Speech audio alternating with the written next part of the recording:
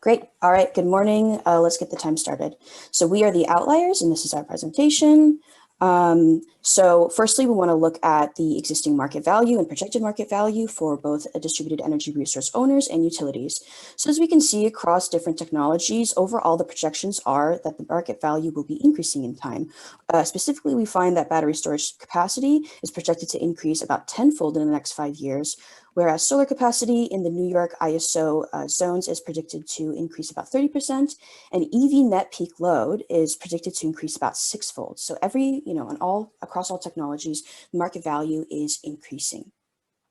Taking a preliminary look at the NY-ISO zone by zone load demand and also the solar production potential by zone, we see that some of our zones are relatively well matched for solar installations, whereas some are relatively not so well matched. So we took that into consideration when coming up with our utilization strategies. Getting into our grid service participation programs that we looked at, we obviously looked at a series of various customers, and I wish I could get into detail with all of the customer groups, but the main takeaways that we found were, in order to harness the DER growth, as well as leveraging grid service maximization between the utility and their customers, we saw that harnessing strategic tiered retail rate plans, as well as customer education programs that are data-based, and rewarding grid services such as power quality and stability provisions would help maximize this relationship and onboard critical power improvements and savings and avoided infrastructure costs and avoided capital costs in expanding the grid utility scale energy resources. So that's the sort of summary here. We'll get into more of that later. Now let's get into the solar utilization strategy that we came up with. We focused on promoting siting household solar PV near areas with higher retail electricity rates because of this trade-off of not wanting to have customers pay these high electricity rates and also wanting to harness the DER around these areas. And so acknowledging that aggregate solar power is an important factor in Order 2222's implications, we wanted to aggregate solar power for those communities that had solar PV potential greater than 100 kilowatts, and for those communities that had potential less than 100 kilowatts, have them behave more like a microgrid and have a smart energy exchanges as well for them, not leave them behind. And this can give us the ultimate services of avoided costs, avoided losses, and improved quality and stability, and even potential fault right through given microgrid infrastructure that can support islanding. And so looking zone by zone, we see that zones A, B, and C are balanced in terms of potential and electricity prices. And so we focused on those guys for, looking at capacity expansion for the next 20 or so years. So this is a preliminary kind of look that we did. We decided to go with a 5% annual growth rate in terms of realizing 100% solar rooftop potential in 3 of our zones. And so this is what the progression looks like from 2020 to 2040. Secondly, we wanted to look at the energy storage utilization strategy. So how are we going to harness batteries and EVs? So our main strategy is to look at communication technologies and create a central managing system that can maximize load sharing and map out when things are being charged and discharged. I'm getting a chat.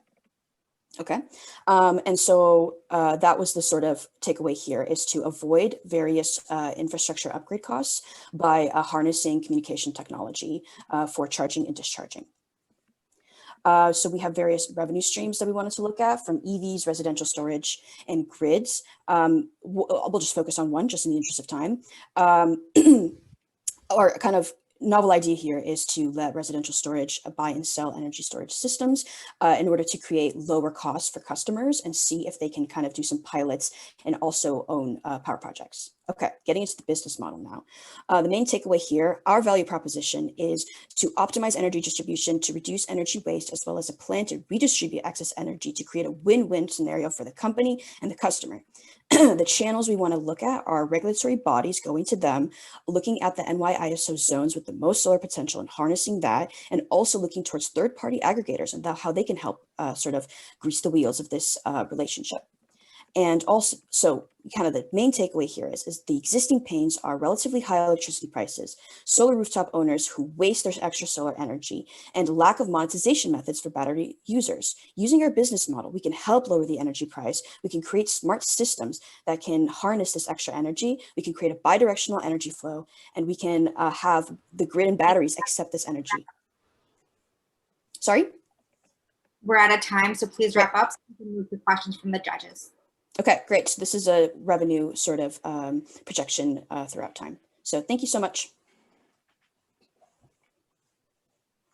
Great. I wanted to jump into something you touched on very briefly, but you talked about working with regulators in the business model. Can you expand a little bit about potential that would require, work with regulator? Yes, so we look at this as sort of, we see the impact already of certain regulations, right? Order 2222, in terms of figuring out what is that, setting a cap in terms of what is the sort of threshold for people to enter into this aggregator space, right? So we want to look at more things that can help define these rules, because we see this as sort of like uncharted territory in a lot of ways, and regulators can help set basic rules for allowing people to get a leg, get a foot in the door, leg in the door. I'm not sure how to say that, and essentially play by some rules that will help DER customers participate more strongly and be more empowered in this system. So that's how we see regulatory bodies playing a role. Thanks. Any question, Hara? Please, could you final to explain your business model? All the cells, please. Sorry, one more time. You have extra time to explain us the business model, please.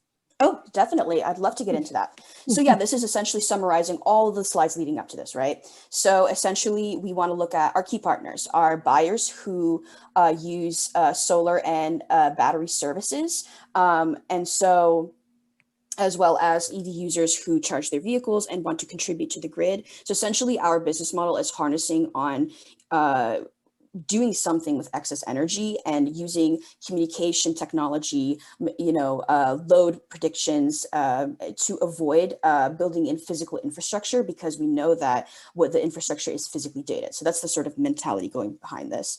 So the partners are going to be buyers who want to use services, EV users, and customers who want to sell extra energy back. Again, we want to really maximize grid services that will support the grid power quality and stability, and also provide any kind of capacity backup service, and potentially even incorporate some demand side management programs as the communication technology improves over time.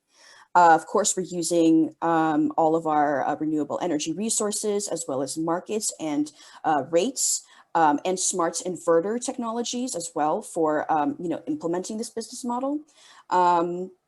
Let's see what else. What else can we get into here? Can you talk a little bit about, okay, so there are DER customers or DER owners who are selling their energy back into the grid.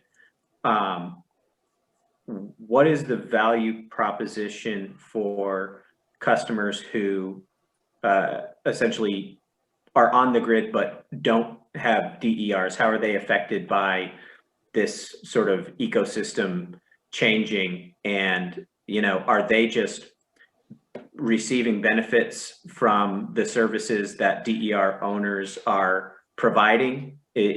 How do you make that fair for customers who are contributing versus customers who aren't?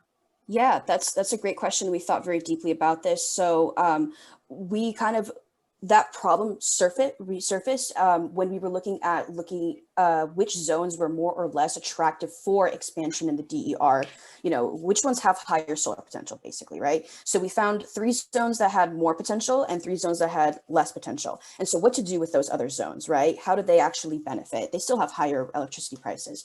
So our idea was, okay, if you can't participate in the wholesale electricity market, you can still form a microgrid, and we can still site battery and battery storage technologies near these communities, so that they can essentially benefit as a community because they can share the load between each other and have that kind of relationship, community scale relationships between each other. Excuse me.